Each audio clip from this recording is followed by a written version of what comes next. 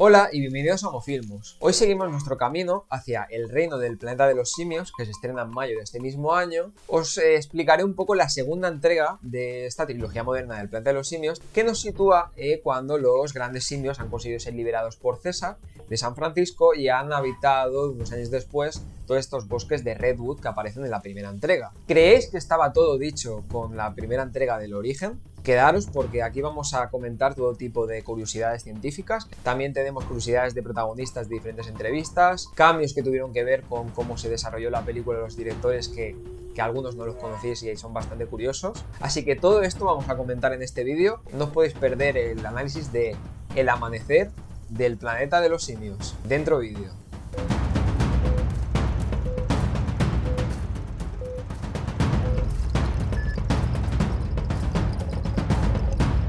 Todos los sucesos que vamos observando desde el principio de la película del amanecer del planeta de los simios nos sitúan como unos 10 años desde el final de la anterior entrega. El virus que se generó, o el virus conocido en la película como el virus del simio, se generó este virus que se ha ido esparciendo y por tanto ha desarrollado una pandemia que está acabando con la humanidad y están quedando muy pocos supervivientes. Y por otro lado vemos el ascenso de los grandes simios que van ocupando este lugar del ser humano en el planeta Tierra. La película nos adentra en un aspecto muy apocalíptico con la ciudad de San Francisco que está completamente en ruinas y quedan muy pocos supervivientes humanos intentando combatir la falta de recursos existente.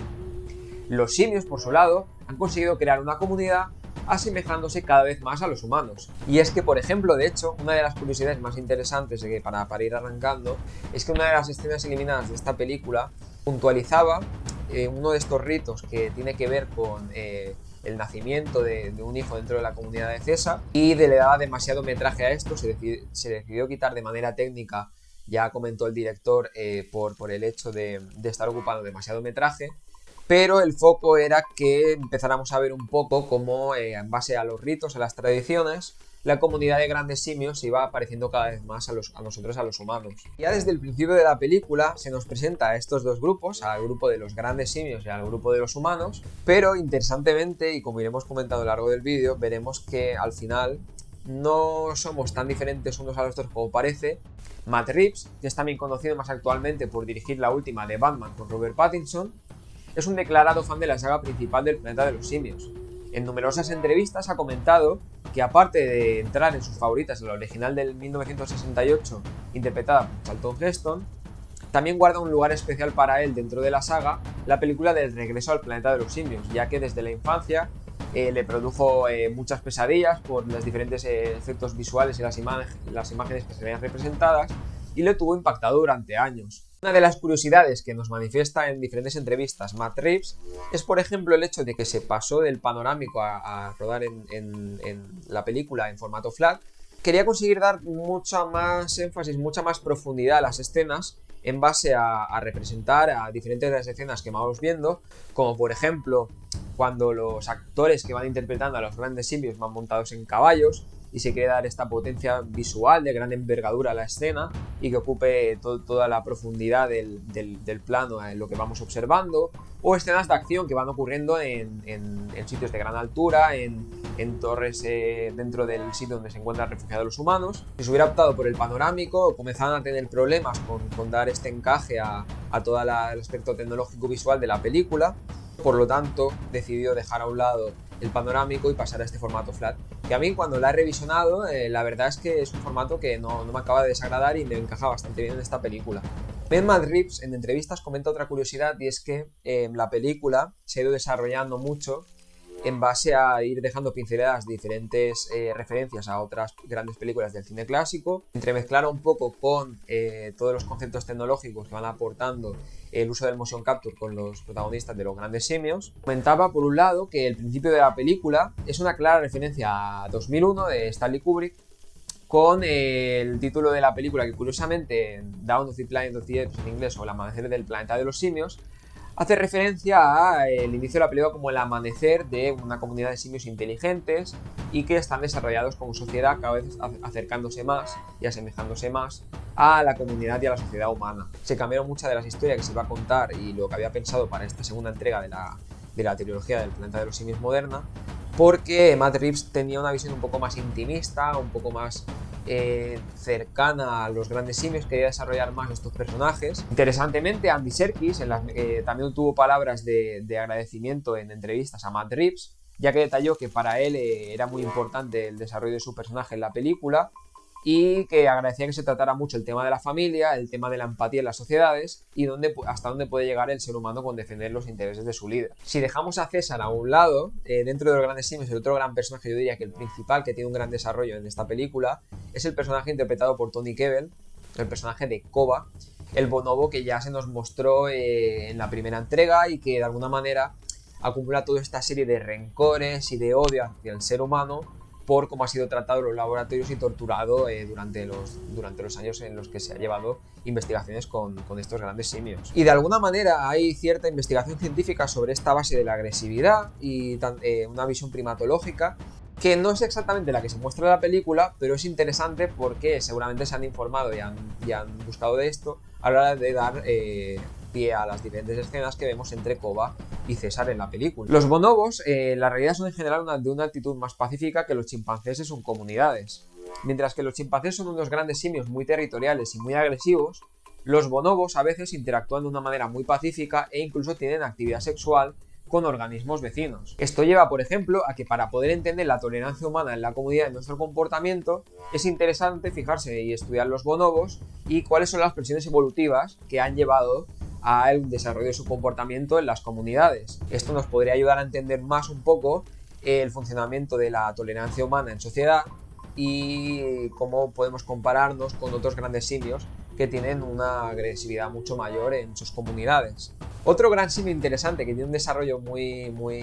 personal en la película y que muestra mucho el otro lado de las inquietudes intelectuales y de progreso del ser humano, pero representado en un gran simio, es el personaje de Maurice, el orangután, que es uno de los que más apoya al líder de César en la comunidad de grandes simios, como por ejemplo escenas donde aparece relacionado con el aprendizaje de idioma de signos entre grandes simios de la comunidad o interactuando con diferentes humanos del grupo de humanos que se nos va a ir presentando a lo largo de la película.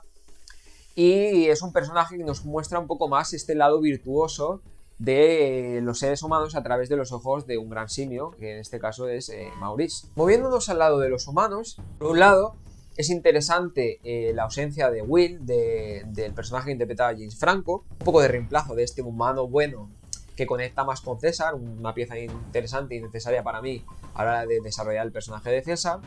que vendría dada por la interacción con el personaje de Malcolm, interpretado por el actor Jason Clarke durante la película. Otro personaje muy interesante a ir siguiendo a lo largo de la película es el personaje interpretado por Gary Oldman y nos muestra un poco este lado temeroso, este lado que al final es muy humano también y en este caso además está representado por este actor que lo interpreta muy bien y da un aspecto de dualidad entre los conflictos que hay por un lado entre los grandes simios, entre Koba y César, aquí entre Malcolm y el personaje de Gary Oldman en diferentes partes de la película. Otra cosa que al ir revisionando la película me ha vuelto a gustar mucho y creo que le da un poco este encaje entre mezclar lo natural y que sigamos entendiendo que estamos delante de grandes simios, de animales, es conectar los grandes simios y su desarrollo de la comunidad con los ambientes naturales y la naturaleza a lo largo de toda la película. Y esto se consigue sobre todo gracias a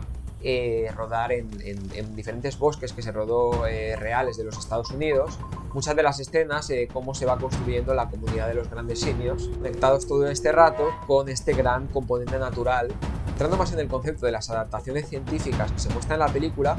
se vuelve a hacer mucho hincapié en dos principales que ya habían aparecido en la anterior entrega, que si no habéis visto el vídeo del origen del planeta de los simios, lo tenéis en la descripción por si queréis seguir la serie desde el principio. Por un lado, el concepto del bipedalismo, que es interesante porque se empezará a usar mucho para reforzar visualmente momentos clave de la trama en que tienen que ver con los grandes simios. Leslie Ello, de la Wenner Green Foundation de Nueva York, comentaba que los grandes glúteos y pantorrillas del ser humano, además de su estructura anatómica de las piernas en general, facilita mucho la existencia de este bipedalismo en los humanos. Por el lado del énfasis que se da hacia la comunicación y al empleo del lenguaje, tanto verbal como no verbal, como comentaba por ejemplo con el caso de Maurice, transmitiendo a lo largo de la película cómo comunicarse con el resto de simios mediante una especie de lenguaje de signos. Por lo que comentan los productores, se ve que este lenguaje de signos que aparece en la película tiene mucho que ver realmente con el lenguaje de signos existente en los Estados Unidos o el lenguaje de signos americano. Por otro lado, muchos de los gestos que vamos viendo representados en los grandes simios a lo largo de la película del amanecer también van siendo intercambiables con gestos reales que vamos desarrollando los humanos, como son, por ejemplo, el acto de rogar por algo, el acto de estirar los brazos o incluso el acto de levantar la palma hacia arriba. La científica y primatóloga Catherine Hovater, por ejemplo, ha descubierto que tanto los humanos como los grandes simios, principalmente en el caso de los chimpancés, se pueden comunicar mediante este tipo de gestos. Sin embargo, en la película observamos que no solo son los chimpancés, sino que hay toda una serie de grandes simios dentro de la comunidad que son capaces de emplear esta comunicación no verbal. Vemos que en esta película se le da mucha importancia en que cada vez hay más grandes simios, aparte de César, dentro como Koba, por ejemplo, dentro de la película que van desarrollando esta capacidad del habla. Y también hay un gran componente genético que tiene que ver con esto. Principalmente hay un gen muy importante que es el gen FOXP2. Y es que FOXP2 es un gen que tiene un papel fundamental y muy importante en el uso del tracto vocal. Margaret Clegg, especialista en el Museo de Historia Natural de Londres de Anatomía del Habla, explica que para poder hablar es necesario tener este buen control motor del tracto vocal mucho más desarrollado en los humanos. La especialista explica que la sintaxis que utiliza César es similar a la utilizada por los chimpancés en el empleo del lenguaje de signos. Y la forma de los sonidos que salen representados por César en la película cuando habla son plausibles dado el tracto vocal de los chimpancés. También hay que tener en cuenta que César, si tuviese este control motor, viene también un poco influenciado por que los simios en la película han sido alterados genéticamente y César además aprende en esta primera entrega del origen a usar el lenguaje de signos al principio. Ya entrando un poco más en mi valoración personal, sin entrar mucho en destripar la película y entrar más para aquellos que queráis verla y no hayáis tenido la oportunidad aún, tengo que decir que tras un revisionado, yo esta es la primera película de la trilogía moderna que pude ir a ver al cine y la verdad es que